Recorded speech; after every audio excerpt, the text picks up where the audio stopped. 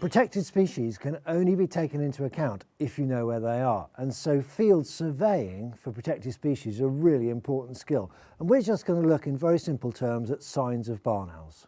Surveying for barn owls means going up ladders. You can't do a decent survey without a ladder, some protective equipment and a really decent torch. You're going to be going up trees, potentially dodgy. You're going to be going into really old buildings. So you need to be really careful where you're putting your feet. If it's a 2-story old building like this, you've got to look at the upstairs floor from underneath to make sure it's safe.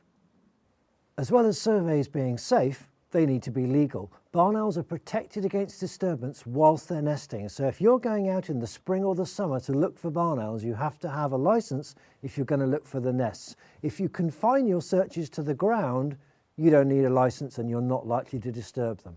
So what are you going to look for? Well, there are mainly 3 things. You're going to look for droppings, pellets and feathers. If you do have a licence to disturb breeding barn owls, then you could go and look for the nests. Best time, safest time would be autumn, winter. You're looking for the debris left behind from where they have nested. This is in a cavity or in the bottom of a box perhaps, where they've laid their eggs, produced their young, and you've got a compacted layer of pellet debris.